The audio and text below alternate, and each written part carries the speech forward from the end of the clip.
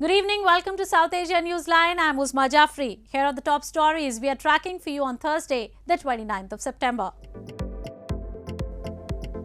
India's Jammu and Kashmir sees twin blast attacks within 8 hours, 2 injured. Pakistani NGO brings classroom to children at flood relief camp.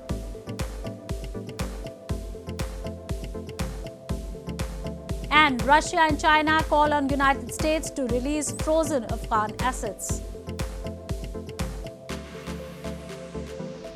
And now for all the details. 2 blasts inside parked buses within hours left 2 civilians injured in Udhampur in India's Jammu and Kashmir territory on Thursday. In March this year, 1 civilian was killed and 17 others injured in a similar blast in Udhampur. 2 consecutive blasts hit India's Jammu and Kashmir within a span of 8 hours, injuring 2 people and damaging vehicles. The first blast took place on Wednesday at Domail Chowk in Udhampur around 10:30 p.m. local time and was followed by another on Thursday at around 6 a.m. in the city's old bus stand along the road leading to Udhampur to Ramnagar. Earlier in March, Udhampur fell prey to a similar blast which led to the death of 1 civilian and caused injuries to 17 people owing to the plantation of a sticky bomb. धमाका तो ज़ोरदार था। ये आप देखिए, इसमें जो है 2 बंदे इंजर्ड भी हुए हैं और साथ में जो गाड़ियाँ और भी यहाँ पर खड़ी हैं, 1-2 गाड़ियाँ, उनको भी डैमेज हुआ है। पर ये आगे जो है इसका जो है नेचर ऑफ ब्लास्ट क्या है, किस तरह का है, ये जो है पूरा इन्वेस्टिगेशन के बाद ही हम आपको बता पाएंगे। Udhampur's councillor from the Congress party along with some locals held a protest over security lapse while also raising anti-Pakistan slogans. She said this is a blot on our region's security. The peaceful residents have been terrorized. बिल्कुल protest इसलिए कह रहे हैं कि 3 महीने पहले भी ये हुआ था, तब भी कोई किसी को होश नहीं आई, कल भी हुआ रात को, उसके बाद भी कोई होश नहीं आई, आज फिर हुआ। तो ये हमारे शहर की सुरक्षा का बिल्कुल एक सेंध लगी है बुरी तरह, और जो लोग पीसफुली रह रहे थे उनको एक तरीके से दहशत दी गई है। A team of the National Investigation Agency also reached Udhampur, while the Army Bomb Disposal Squad conducted a probe at the site. India has long accused Pakistan aids terror groups to spread unrest in Kashmir Valley. Islamabad, however, denies the allegations.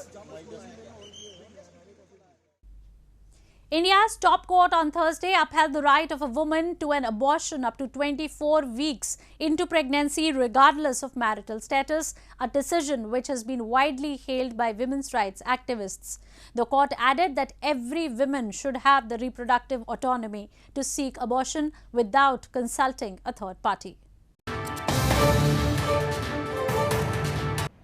India's Supreme Court on Thursday upheld the right of a woman to an abortion up to 24 weeks into pregnancy regardless of a marital status, a decision which was widely hailed by women's rights activists. The right to abortion has proved contentious globally after the US Supreme Court overturned in June its landmark 1973 decision in Roe v. Wade that had legalized the procedure across the United States. The apex court in India also said that the law cannot be static and should be evolved with changing times, adding that non-traditional relationships like live-in should be recognized under the law. It added that every woman should have the reproductive autonomy to seek abortion without consulting a third party. The court further added that sexual assault by husbands can be classified as marital rape under medical termination of pregnancy law. Indian law does not consider marital rape an offence, though efforts are being made to change this. One of the most progressive judgments coming from the Supreme Court, absolutely respecting the rights and the choice of women. Not telling women that their social status of being married or unmarried affects their decisions and right to have an abortion or not.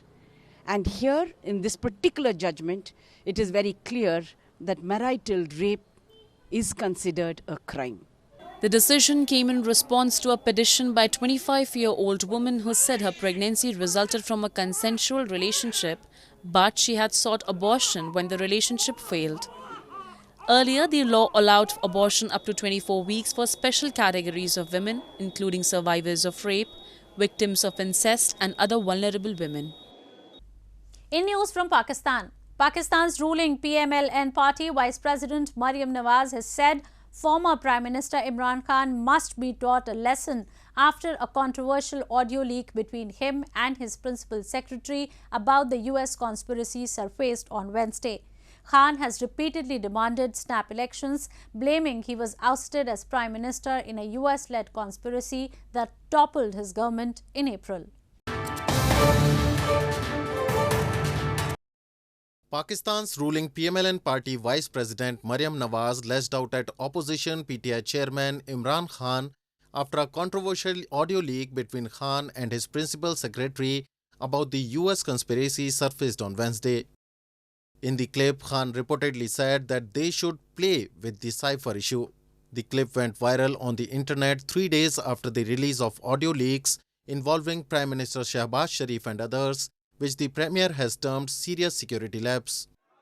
Maryam, in a series of tweets, said that it doesn't hurt to know that foreign-trained and funded chaos-mongers tried to jeopardize the fate of the country because that's exactly what they were supposed to do, as they have been paid millions of dollars to spread anarchy in the country. She added, traitor Imran must be taught a lesson. Interior Minister Rana Sanaullah said the leak had laid bare Imran's entire narrative of foreign conspiracy and accused the former premier of dividing the nation. Meanwhile, reports suggest that Imran Khan has said that it is good that the audio got leaked and added that cipher should also get leaked so that everybody comes to know how big the foreign conspiracy was. It is pertinent to mention that Imran Khan has repeatedly mentioned a US conspiracy toppled his PTI-led government. He has been demanding snap elections since his ouster in April. More on news from Pakistan. Hundreds of thousands of flood-displaced people in Pakistan have for weeks been living in the open or in makeshift camps, facing lack of food and water. A local NGO, in a bid to provide education to the children in such camps, has set up a temporary school to bring the classroom for them in Balochistan province. Parents have lauded the effort and said they were earlier worried as the calamity had disrupted education of their children. Amid devastating floods in Pakistan, hundreds of thousands of flood-displaced people have for weeks been living either in the open or in a decrepit camps. A local NGO, Al-Khidmat Pakistan Foundation, has set up a temporary school to bring the classroom to the children living in camps in Quetta city in Balochistan province. Dozens of children were heard reciting out loud lessons in the classroom under a tent at the relief camp. Parents have lauded the effort and said they were earlier worried as the calamity had disrupted education of their children.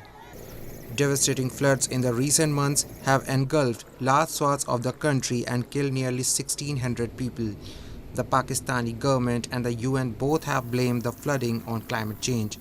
Authorities say the stagnant flood waters spread over hundreds of miles may take 2 to 6 months to recede. पढ़ाई के लिए भी परेशान था, उधर कुछ नहीं था, उधर सारा पानी था, इधर अल्हम्दुलिल्लाह पढ़ाई के लिए भी अच्छी है, सारे रहने के लिए भी अच्छी है.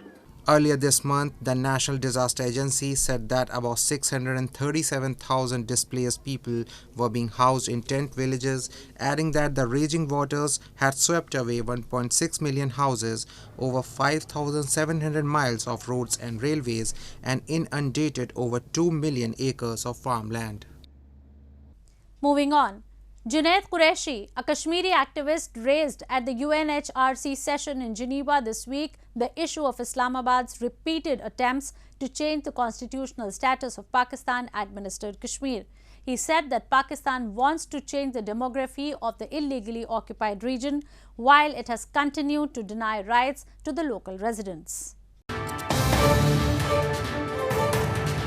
Junaid Qureshi, a Kashmiri activist, raised at UNHRC the issue of Islamabad's repeated attempts to change the status of Pakistan-administered Kashmir by amending the 1974 interim constitution. Qureshi, who is also the director of Brussels-based European Foundation for South Asian Studies, (EFSAS), noted that amid massive protests by locals and activists, the proposed 15th constitutional amendment was withdrawn. Critics strongly objected to the government's plan to alter the region's constitutional status and snatch rights of the locals, as it would have deemed the hold of Kashmiri political parties as anti-democratic. Qureshi urged the UN Council to prevent Pakistan from carrying out any such changes in future. This amendment represented the 24th Pakistani attempt to determine the constitutional status of this forcibly held part of Jammu and Kashmir. While the huge protest eventually resulted in the withdrawal of the proposed amendment, Pakistan's repeated attempts to alter the status of territory that it holds illegally renders the prospects of a fair and respectable solution to the issue of Jammu and Kashmir extremely murky and complicated. Mr. Vice President, it is therefore imperative that this Council uses all the tools at its disposal to prevent Pakistan from carrying out any changes to the status of Pakistan-administered Jammu and Kashmir. Locals blame Pakistan has misruled the region for more than 7 decades. They claim they are not even consulted when Islamabad brings about such legislations, and they are subject to brute force whenever they express. They say there is a stooge government in the region, but it only helps Islamabad fill its treasuries through economic depredations.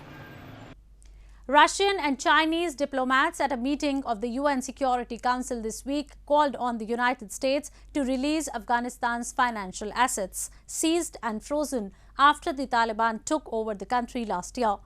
Washington earlier this month said about $3.5 billion in Afghan central bank assets will be transferred into a new Swiss-based trust fund that will be shielded from the Taliban.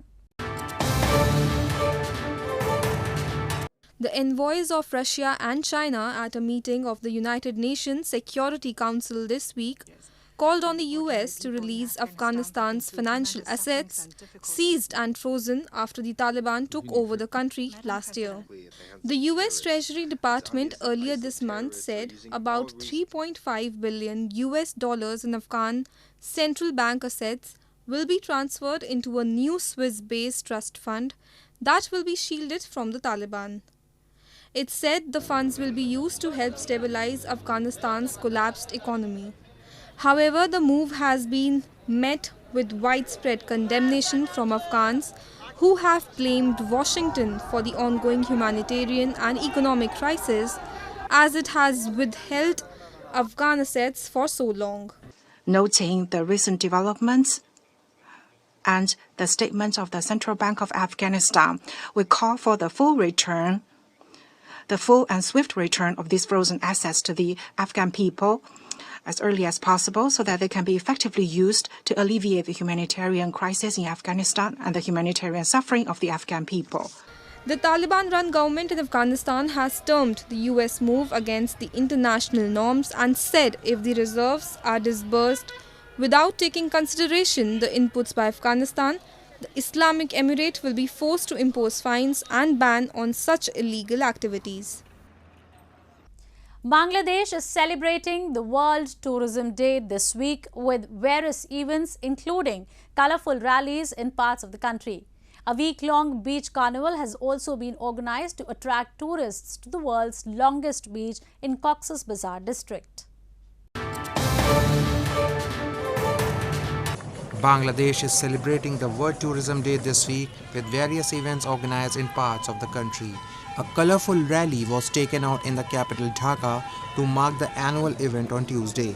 The United Nations World Tourism Organization has celebrated World Tourism Day on September 27 since the 1980s. This year's global theme for the occasion is Rethinking Tourism, focusing on the sector's impact on the planet and opportunities to grow more sustainably.